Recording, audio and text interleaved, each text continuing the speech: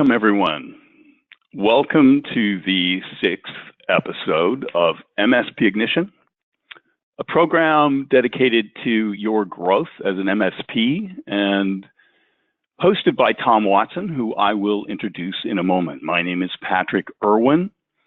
Some of you may know me from the eFolder speed demos, or I've been producing webinars here for a number of years for Ted Holsey and others. And it is my honor to have been invited by Tom to share in this discussion of margin and value and the 5 market factors that we say you need to pin on the wall, 3 winning attitudes, and 2 things to do now that you can write on your wrist. And it is my pleasure to introduce Mr. Tom Watson and to thank him for inviting me on as a guest speaker here in my very last eFolder webinar. And it's a real honor to do that and to join Tom in a conversation about how MSPs grow their business, because we've had some great conversations since he's joined eFolder. I have 12 years of experience marketing to the channel and some marketing to the end user clients and downstream from the channel. Tom and I got into this conversation about MSP growth, and we agree on some really fundamental things. We're going to be discussing those, and Tom's going to share with you 2 things that you can do right now. We're going to get into some specifics, some nitty-gritty, but right now it is my honor to introduce Mr. Tom Watson, the host of MSP Ignition and the director of MSP Best Practices here at eFolder. Tom, are you on the line? I'm here, Patrick, and thank you. Well, it's my honor. And I know we've got some really great things lined up to talk about for the folks. I'm used to talking really, really fast and squeezing everything in a speed demo. I'm going to try and slow down a little bit because I know you talk fast, Tom. I also know that you're not always a fan of the straight-laced professional photographs, so I wanted to show people the real Tom Watson, host of MSP Ignition, the real photographs, and I stuck my own Ronald Reagan pose there in Death Valley in there as well, because we are, what I really like about Tom is that he has built an MSP and sold an MSP and lived a real life based on that, and that's what it's all about, and we're going to be talking about how people can do that today. Tom, I'm going to tell people a little bit about you. You did found an MSP, ran it for 15 years, operated it, successfully exited with a top valuation based on the kind of market, knowledge that you're going to share with us today.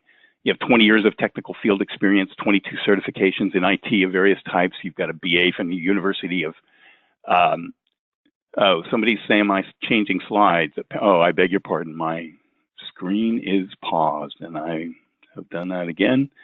And so now I'm hoping you see the Tom Watson slide. And these were the photographs that I showed you before. Here's Tom Watson straight-laced. Here's the 2 of us, Tom on his adventure and me in Death Valley. And here's Tom heading down the river. I forget which one. Tom, which river is that? That's down the Colorado River. I spent 6 days in the Grand Canyon. Right. And you can tell also Tom happens to be in addition to the things that I'm listing here, 15 years MSP founded, operated, successful exit, 20 years technical field experience, 22 certifications, BA, University of Arizona, a master's in science from Rensselaer Polytechnic University. He's a certified sommelier. Wine, Spirits, and Education Trust has certified him. His mission is to educate MSPs to achieve higher valuation, and we're going to do that today. And he's also, by the way, a award-winning bodybuilder and weightlifter. And so thank you very much, Tom. And I'm going to let you introduce me now. My own biceps are not quite as large as Tom's, but they're really not favored in this photograph at all. And here I am lying in a field of poppies, which is kind of what I bring maybe to the table here. I don't really like sharing my background with that photo up. So, Tom, if you don't mind doing me the honors and introducing me, and Absolutely. Then we're going to have a great conversation. Thanks, Patrick. And yeah, this is I've known Patrick now for about 4 months, and we immediately hit it off. We've done some wonderful work together, and he will be missed here at eFolder Axient. But I want to tell you a little about this. Is a fantastic marketing guy to work with. He has 25 years, it says, in SMB sales and marketing experience. Specifically, he's provided for me an outside view of the MSP channel, and he has 11 years experience with that. But he's given me this other perspective, because I was on the inside, he sat on the outside talking to MSPs and learning what they did, and I was living it, but I didn't always see everything because it's a different view from that world. He also is as you probably know if you've been to one of their speed demos, he has done excellent speed demos, particularly for Anchor and some other products. He'll be missed in those, and he is the author of the first chapter of our MSP Ignition, the book. Those chapters will be released in a PDF form per chapter. If you are signed up for MSP Ignition, and at the end of the year, you will get a copy of the ebook. And yes, it also says he is an expert in having limited time and attention span, thousands of MSPs, and there are millions of SMB clients. So thank you very much, Patrick, and I'm looking forward to this conversation. I've got a lot to share. On that last point, that is my expertise. What I learn about in the channel is by knowing what's on people's mind, and the way I know what's on their mind is because I know what they respond to. I know what they're thinking about that way. And I also have talked both as a salesperson, including in the last few years, and as a marketer to hundreds and hundreds of MSPs. I want to make a real point about that as we talk about margin and value. And that is that I know out there I know the range of the channel. I talk to people who are just going into business. I just lost my job and I've got a contract, and how do I do this kind of people. I know, of course, people who've put together huge roll-ups, 200 employee companies. And I know a lot of the people in between and where they are. Now today, some of this stuff for some of you, like maybe if you're deep into, HTG peer groups and that kind of stuff, it may be elementary, but I know that 80% or more of the channel needs to think about these basic points. I'm going to be talking a little bit about some stuff I've boiled down from listening to Paul Dipple, who I love to listen to, of Service Leadership Incorporated, and on the Channel Eats site, of which eFolder is a proud sponsor. But I want to ask Tom a little bit about this, because in our conversations, this is where we tend to focus. And this is why I was so excited when you started to talk about this stuff, Tom. In Paul Dipple's presentation, one of the things that I boiled down to it is that when people go out to sell their business, the valuation, and if they're trying to increase the value of their business, what doesn't seem to work as much, but what a lot of people are doing is trying to just sell a lot, do a lot of dramatic revenue gain, and do minimal margin control. In other words, you've got a lot of revenue running through, but you're not making a lot of money.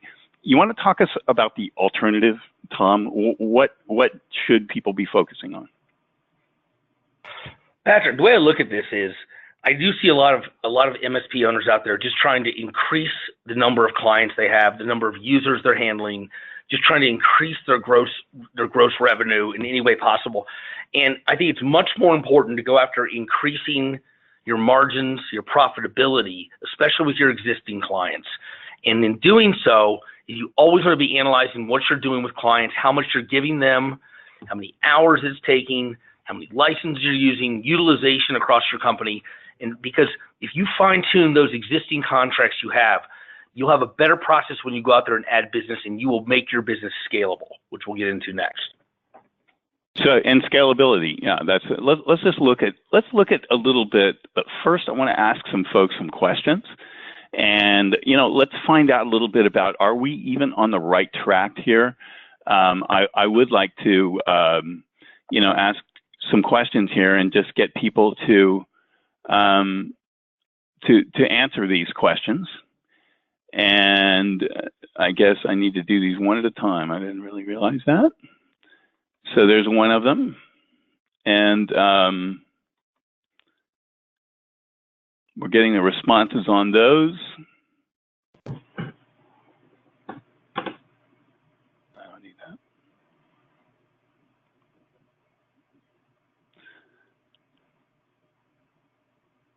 Okay, and then I'm going to close that one, and we're going to ask another question here quickly.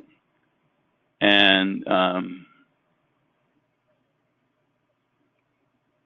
Just love to get this. And then really the other folks, we want you to use the question section as a chat section, if you will. Ask us questions, but please, wow, I got a 100% understand and agree on this one. I'm pretty pleased with that. So we seem to be hitting the right track here, Tom. That's really good to know.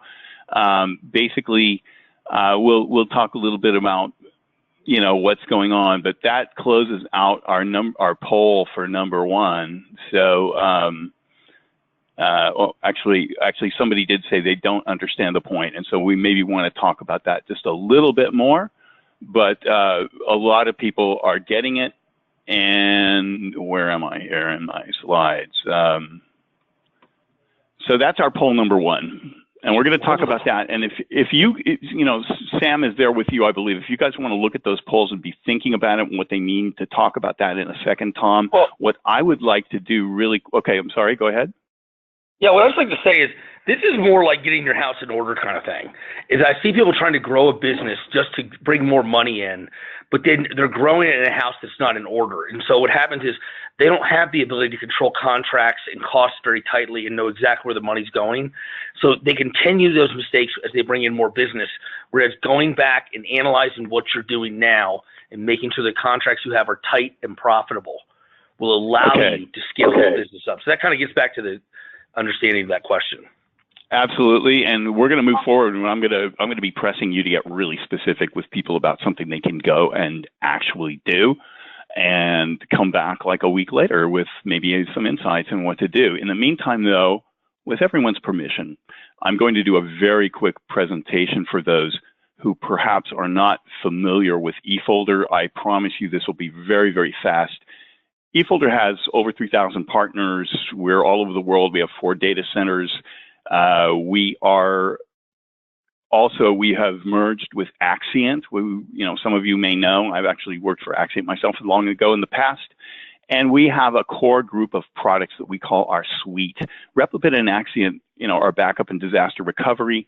I want to move down with this is my funky slide, but it really helps me present this so that people don't miss an opportunity. Let's start with Anchor, actually, which is a file sync product that you can use to eliminate or duplicate a server and provide offsite access. It also backs up, does file backward, and has the fastest ransomware reversal on the market. Replibit and Axient are our BDR full image backup products. Check them out.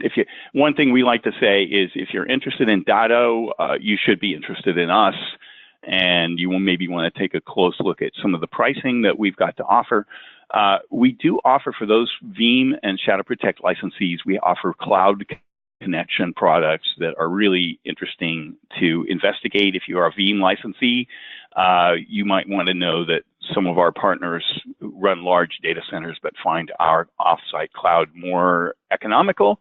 And then there's CloudFinder, our cloud-to-cloud backup and backup for files, our flagship product. And that's all I'm going to say about eFolder, but I do want everybody to keep in mind who we are and what we offer.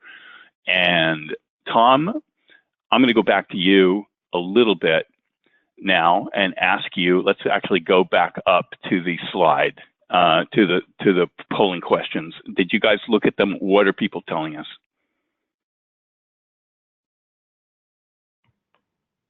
Well, basically, were you able to look at the polling questions? Yeah. Yes, absolutely. Yeah. Okay. So essentially, are we on the right track? That's kind of what I wanted to know from the polling questions. And also, let me just see, did anybody write? Let's look at the questions here that I can look at quickly. Alan Hall just wrote me a very nice note. Thank you. We've got very good understanding about what we're looking here for higher margins. And I think we only had a small percent, 6% did not understand. I think that's the point where we move into these later slides, Patrick. We'll get people right on target with this, but most people understand that higher margins come from, operational maturity, as we're going to go into. Let's do it. So I'm going to talk a little bit about the situation people are in. I've spent a lot of time recently listening to Paul Dipple, listening to Channel E to E, talking to partners personally, and getting my sense based on what's going on out there, what people respond to, which is always what I watch. in terms of what's going on in the marketplace. And here is what I would like everyone to focus on. These are the points of market factors that we're encouraging you to write on the wall as your motivators. And we have the card, actually, at the end, I'm going to give you a link to where the card with all these 5 market factors and the other things we're going to tell you you can do about them are there for you to put on your desk or do whatever you want with. These are they. Private equity groups. Up at the top, there's money. These money first started buying vendors like us, like other people, and then they started looking, wait a minute, there's large MSPs. Let's look at those. And that means there's money buying these larger MSPs, but they're only interested in the larger ones. The money at the top is only interested in the larger ones. What that does is drive consolidation. As people try to make theirs larger, they go out and look for opportunities to buy other ones to get larger. In the meantime, down from below, if you look at my little icons here, there's a pressure coming up from below as commoditization of products and services squeezes margins. And we all know what this means, right? You used to be able to run a server to do people's email, and now you get like practically no margin at all on Office 365. And that's just one example. We all know the way that commoditization by the big players is squeezing margins and so that at the same time, if you look at that, and then you look at there's a widening value of disparity between MSPs. I missed specialization. That's the one I missed. Specialization by the MSSPs, the CSPs, the ISVs, resellers are driving consolidation from below. That's part of that pressure driving up, because if you're a smaller guy and you have a client that needs very sophisticated security and you don't have those security chops, you're going to need to bring in an MSP, or they're going to want to buy you to bring in your business, and et cetera. CSPs, these kinds of things, all the specialties also drive this consolidation. And then there's commoditization, which I just talked about. And that all leads to widening value disparity between MSPs with sticky, mature, fungible, high margin revenue flow between those and those with risky, inefficient, low margin revenue locked up in accounts receivable. I don't know where you find on those. I'm sure you find yourself a little bit on both sides of that divide, but what we're going to be talking about is how to end up with the former and not the latter. And Tom, in order to do that, I want to ask you a question about operational maturity, because what we're seeing is that MSP valuation is strong. They talk a lot about this. Paul Dipple, MSP prices, if you have a top running shop, it's a seller's market, is what they say. But it's only for the top performers. Yeah.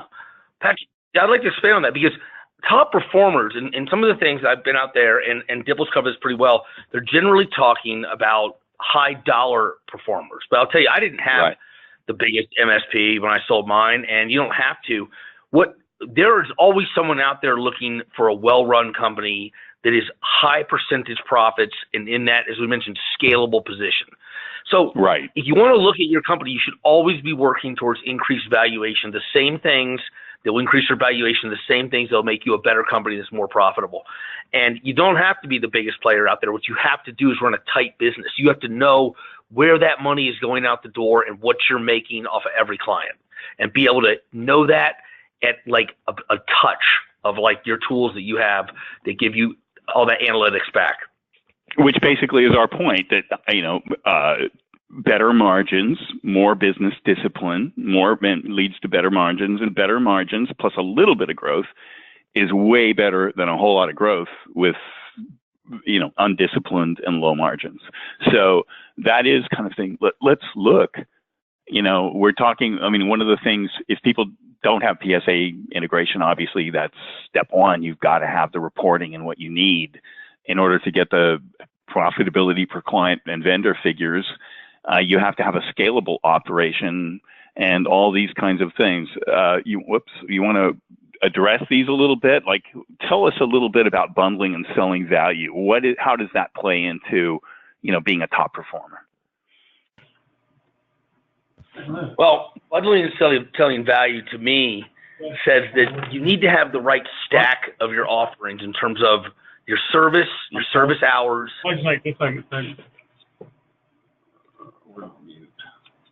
and how you put everything into that contract. Uh-oh. What is happening? Someone has put us on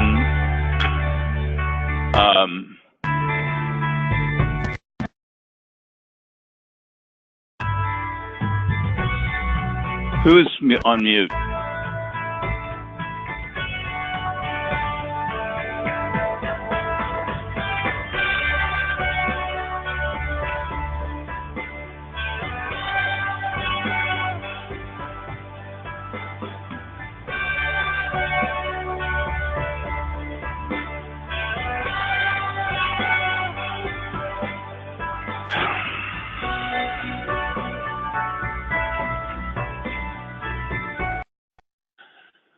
We are back on, and I'm hoping everyone can see my screen. And we will talk about, we're still talking about MSP valuation, and we're talking about, I was asking Tom about bundling and selling value, and I do so apologize for everyone who dropped off and everything, but Tom, you were about to say, as you see bundling and selling value.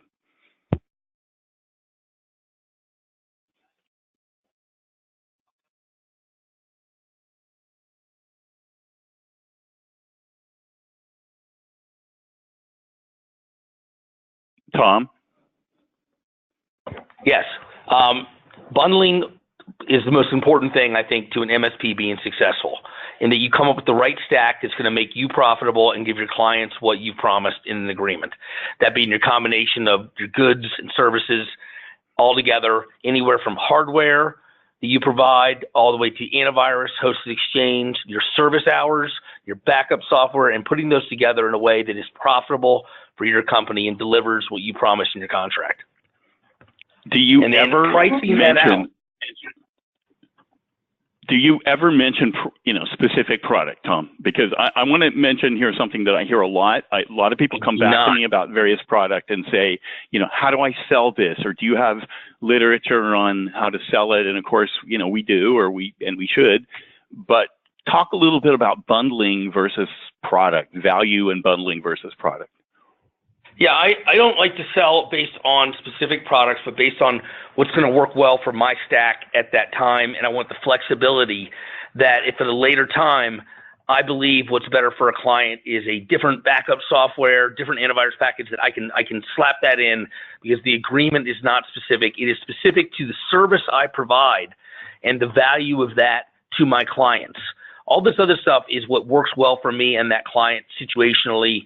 And I want the ability to punch in a new product when needed, or change the way I'm delivering services, and do it based on what's going to help my company, but also being fair to the client at all times. Now, pricing, we're going to talk in detail about some pricing, but, what is effective pricing? How do you evaluate pricing? How do you evaluate your pricing? We're going to tell people something to go do, but at a high level, what should they be thinking about here? The first thing is, I was guilty of this early on, was I put my business sometimes in danger because I would price low to get business. And I always want to price in such a way that it's going to be profitable for me, at least within the first couple months. You might take a hit at first. You might quote someone out unlimited hours and know that after 3 months, you're going to get it down to 20 hours a month, but it's going to take you 60 hours a month to get them in tip-top shape at first. But I want to do something so the pricing is competitive, but I realize profit very quickly on that contract.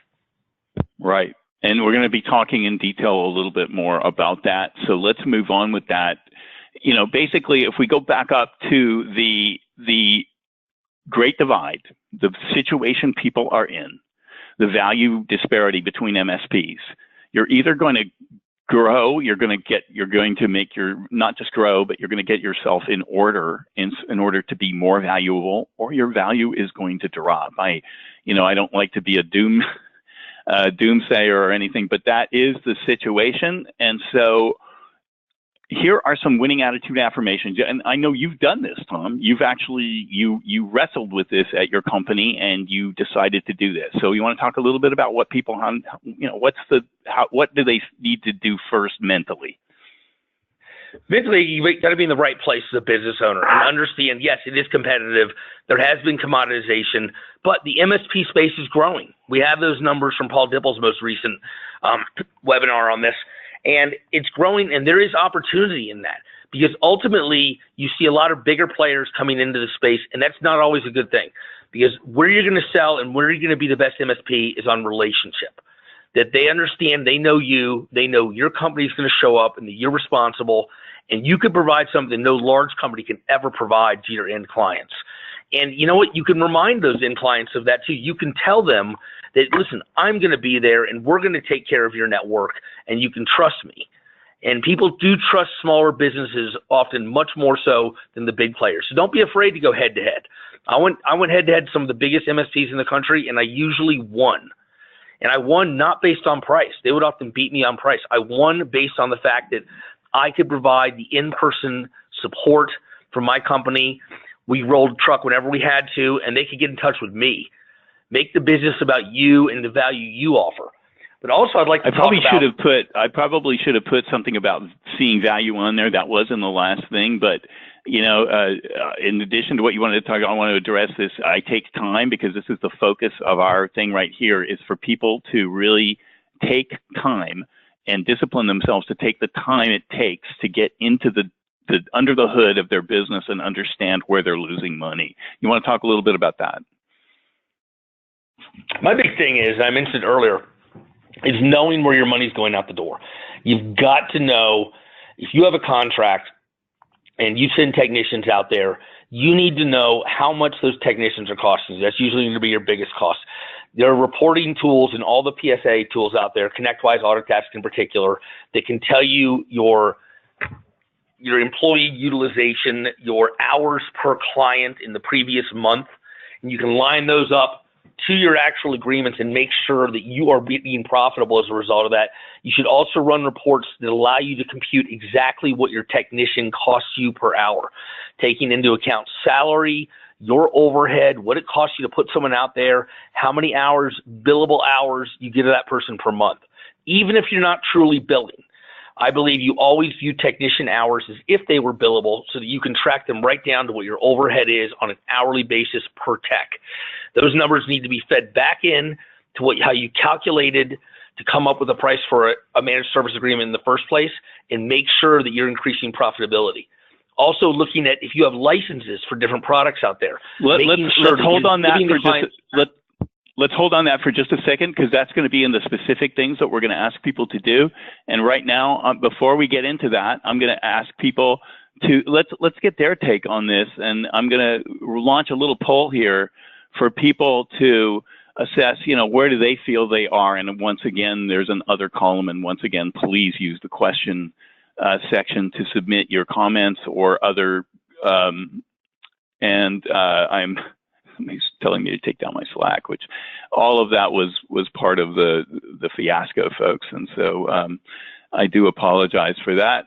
But I want everyone to fill the poll out, and then we're going to do another one. I'm going to close this one, and then we're going to take one more little temperature here.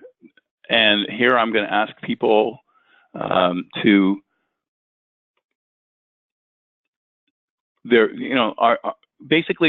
once again, are they interested in doing something like this? I'm really kind of basically looking for some validation for the concept, particularly as we go forward with MSP, as Tom goes forward with MSP Ignition. He's really looking for a lot of help in understanding what people are really facing out there. And so here is the final launching, and this gets into some of the details you were about to talk about, Tom, but I want people to weigh in on it first themselves, just for a second. And they're going to be answering on what kind of reporting that they feel that they have. And I'm really interested in this. Where are people with this? Patrick, I think I can talk to this about as it's going on. And my point of all this is just know where the money's going out the door. Knowing what you're utilizing, know what you promised clients in terms of licenses, hours, and what you're actually delivering and what it's costing you. One big reason I like to do that is If I promised someone 50 hosted exchange licenses and I didn't see those tickets came through, and next thing I know, we're doing 55. Well, I need to know that because I probably have an overage in my contract and I need to get paid on that soon. Going back to clients later and asking for money months later because they were consuming more is hard. Knowing what they're consuming in the moment is key, and the reporting tools are how you know that. Right. I rushed people on the poll a little bit there, I know, but basically I wanted to get to what you're talking about, which is this is the final two things to do now. And this is the challenge that I think you're issuing to people to go out right now, right after this webinar, sometime immediately. They put the time away and run the proper overhead reports to determine costs in general and per client, to negotiate and renegotiate profitable agreements only, and to review bundling and pricing immediately and often to the same end. And, you know, what I've got down here for people, if they want, is some ConnectWise links. For instance, an AutoTask links where people can actually go and look at the links that are available for people, or the type of reports that are available. And I can, you know, make sure that they've got those kinds of reports. And there's also, of course, the AutoTask, and I've got an article on some other PSAs and that sort of thing here. But really, that is, you know, that's really what we want people to go do, is to actually go and run these reports. And Tom, would you say that it would be fair if people have questions once they go do this, that they can get back to you by email? And we're going to put your email up here for people to get a hold of you, and maybe feed some more detailed feedback on what they're looking at and how to look at it otherwise. Is that fair? Absolutely. We're going to cover this in other future MSP Ignition webinars as well. So if you find something else that's really helped your business, we'd love to hear from you about how reporting has helped you, and there'll be a future webinar on that. Maybe someone out there in the audience would like to be a part of one of those webinars, of how they've used reporting from within a PSA or using a third-party tool to enhance what they know about their business and increase profitability from within before going outside and adding business. That's what's key to me. What's very important to me is that the reporting be done on a regular basis, so you always know where that money's going and how it's being spent and how you can increase the profitability. Right. Let's go into that a little bit. You know, I know that there's a tool that you use, and you've shown one of them. I want to show everybody something here.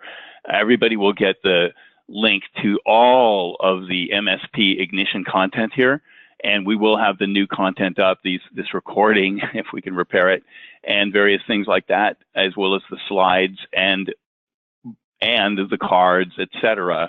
But right now, I want people to also know that there's a new costing tool that you're going to come out with. You want to talk a little bit about that? You want to do a little sneak preview of that quickly? That in an upcoming MSP Ignition, you're going to release this. You want to look at it quickly?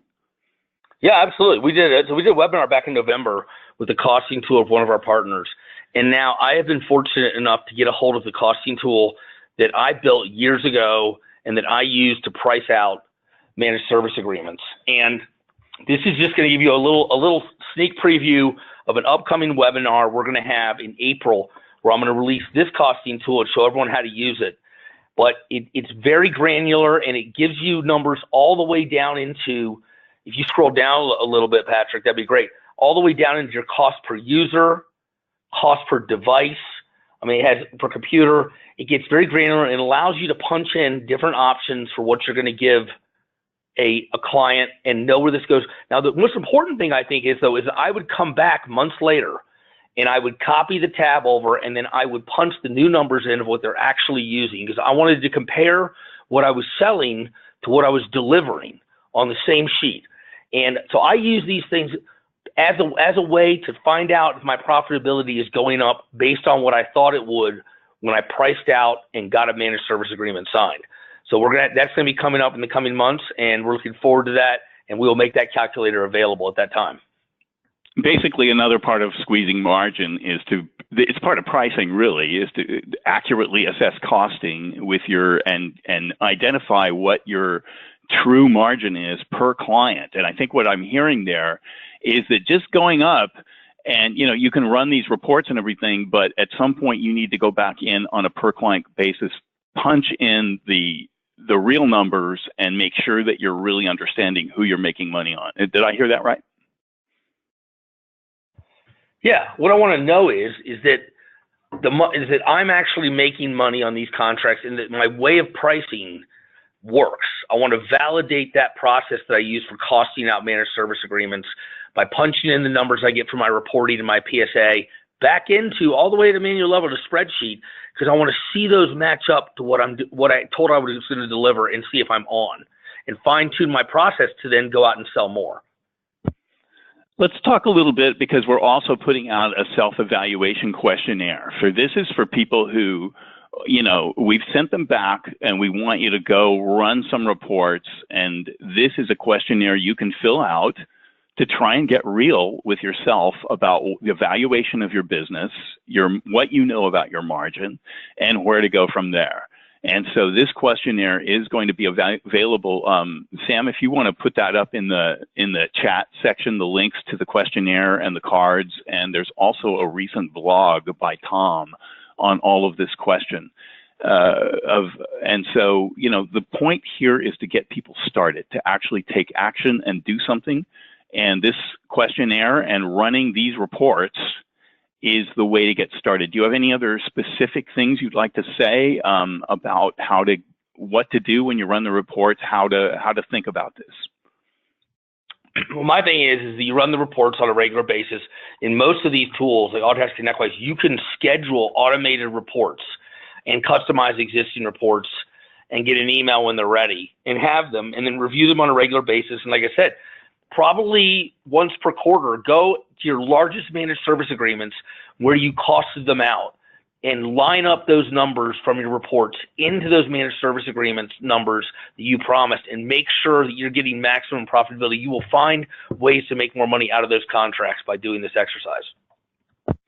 Okay, so that's what it's all about. The first step is to get write some things down, write down a plan, and then get into the details to where you're actually finding out who you're making money on. Talk about firing clients, talk about firing clients a little bit. I mean, did you have to fire clients, Tom?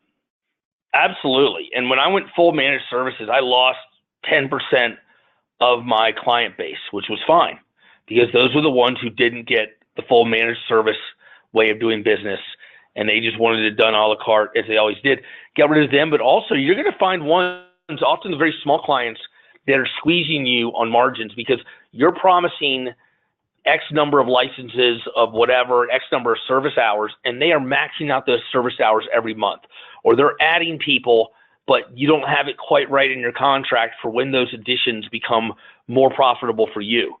So I would say you punch these numbers in, and you will know which contracts you do not want to renew. And whenever you can take something that's non-profitable, if you're already not profitable within a couple of months on their contract, it may not happen, especially on the smaller ones.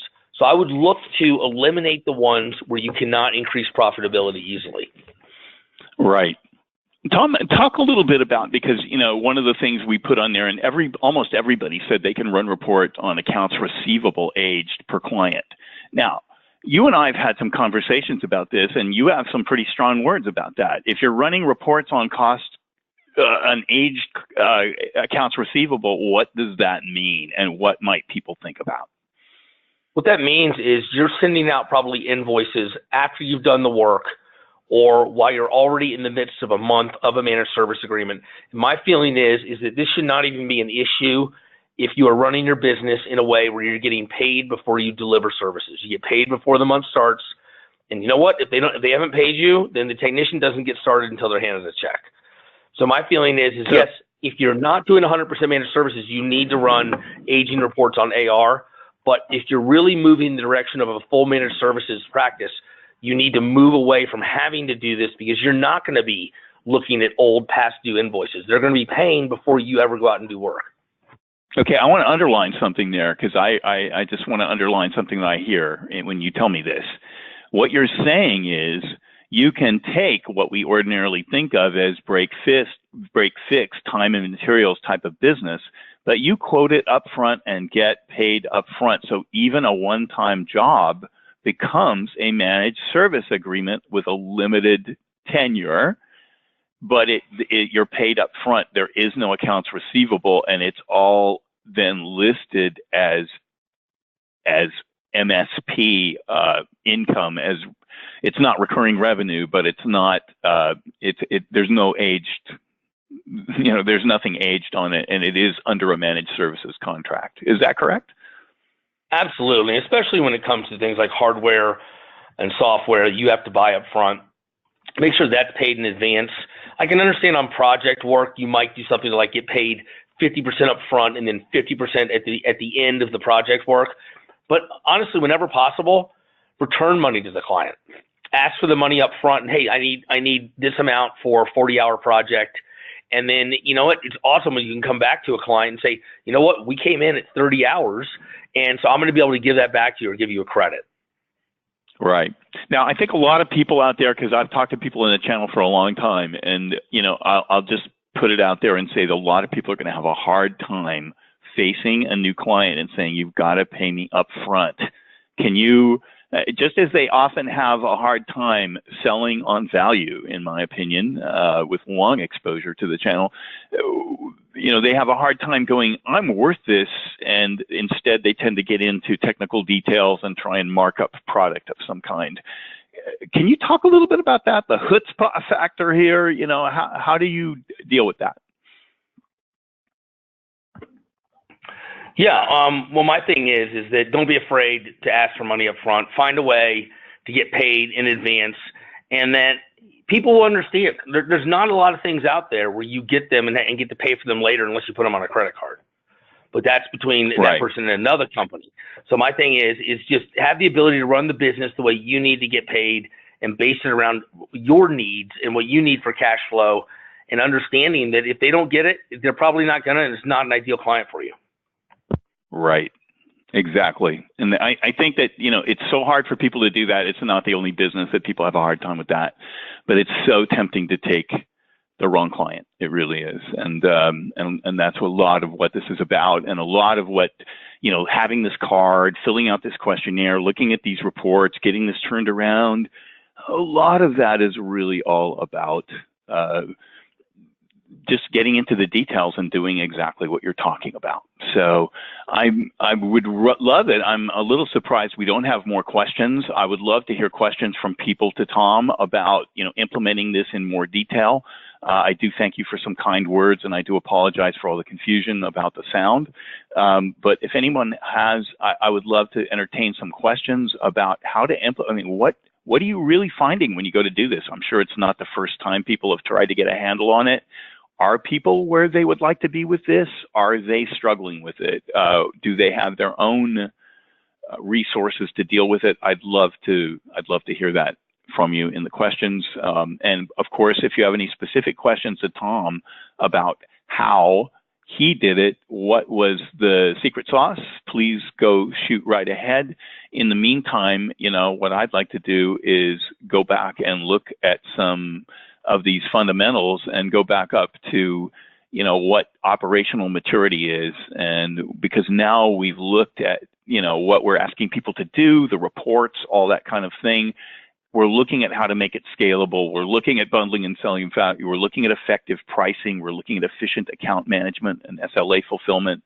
Let's talk a little bit about vendor relationships, Tom. And simplified stack, you kind of touched on this, but a lot of times too, what I see people do is taking clients on who have legacy this and legacy that and supporting it. And a lot of times that's very, very costly. You want to talk a little bit about simplifying your stack? Yeah, this is a hard thing for me to do too. I started going agreements. I kind of had to soften my agreements at first to get on some clients because, they were really into a particular tool, or they had something that they were already paying for and they didn't need it out of my agreement. But my thing is you need to go on your stack and what works for you. And you start supporting more tools out there than you need to, more pieces of software. It's a problem. And so you should really pick the vendors that you trust in doing, and if they have other offerings from them, I would look to those. I mean, my thing is whenever you can have more services under one vendor, you're going to have a better price. And if you already have a good relationship, it's one less relationship, one less bill than getting the same thing from 3 different companies. So consolidating your vendors is a very good move. and picking the right ones, and try not to, unless it's like a line of business app, try not to pick up the vendors that your client prefers, but the ones that you need, and explain it to your clients as, listen, this is part of our standard stack, and this is what works for us, and it works for our clients. We need to have this standard stack of the tools that we offer, things like antivirus and Exchange and hosted Exchange and file sync and share. We need to, and backup software. We need to have the ones that work for us so that we're delivering the same thing amongst multiple clients, because it actually makes your network stronger and better, because we're familiar with the products and we know how to get reduced hours and more uptime for, servicing your network. And so the argument can be taken right to the client on that. Somebody asked a couple of questions here that I would like to, how do you define large MSP? Obviously, some of the terminology has been thrown around here. And I would like to say that, I kind of don't, because it's all relative. So when I'm talking to somebody who's running a 3-person office and has, a large MSP is 10 employees, right? If you're talking to that person with 10 employees, then a larger one is maybe 20. And if you're talking to that one, a larger one is maybe 100 or 200 employees. So there's a lot of different, it's a huge spectrum out there. And one of the challenges of dealing with the channel is targeting messages, because they kind of have similar problems and kind of not, depending upon where they're at and what they're trying to clean up in terms of their challenges in running their business more disciplined. So the other thing that Peter asked was, what multiples are MSPs selling for? Times revenue and times EBITDA factors. And definitely I can say that in general, Paul Dipple uses EBITDA factors, but you start, EBITDA is still basically, you start with gross margin. And also, there's always a warning that, yes, there's information on what the multiples are of revenue and EBITDA factors, but this is really the heart of what we're getting at here, is that just revenue and just EBITDA is not everything. They're also looking at stickiness. They're looking at exactly these other things that Tom is talking about. They're looking at margin. They're looking at different types of margin go differently. For instance, white label services that are kept from, and this is why eFolder has them, that are essentially isolated from the client, are worth more when you go to sell your business than a whole bunch of, brand label stuff that anybody can turn over. And those are the kinds of factors that are looked at. And it's really important to drill into the basics. The information on service leadership is very, very good. It's very dense. Tom and I have talked about this. And one of the things that I would love to do is help people further in boiling this down to actionable kind of stuff. So I wanted to answer those questions. Anything else you want to say, Tom, before we go? No, I'd just like to thank everyone on this. I guess we're finishing up here. And my thing about it is that, I mentioned this earlier, you don't have to be the biggest MSP. A lot of the things you see out there talk about you're only profitable if you're really large or something like that, and you're only worth something to someone. That's not true. If you have a high level of operational maturity, and that meaning that you're running your business with effective business means, and you know where your costs are going, and you have minimized overhead whenever possible, and you're highly profitable, well, then your business is worth some money and you are moving in the right direction, whether you plan on keeping that business or you're going to sell it. You're going to do well with it. Right. Okay. Very good. If no one has any final questions, yes, everyone will get a copy, hopefully a cleaned up one of the webinar. Everybody's going to get all the links to get all the materials as well as all the previous MSP Ignition materials. And thank you for the kind notes, those of you who sent it. I also want to tell Gloria that indeed the MSP, the new worksheet, will be out, and Tom will be doing a whole webinar about that costing sheet and what it means. It's pretty exciting, so stay tuned for that. And with that, Tom, I want to thank you personally for inviting me onto this and for having this conversation with you. It meant a lot to me, and I hope it was helpful for our partners and the MSPs out there. I want to hear from everyone. Please email me, and I'll get any comments to Tom as well.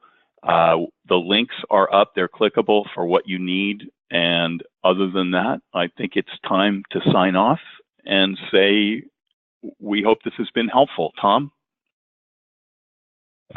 Thank you, Patrick. And yes, we're looking forward to the next one. Anyone has any questions, please feel free to email me directly, twatson@efolder.net.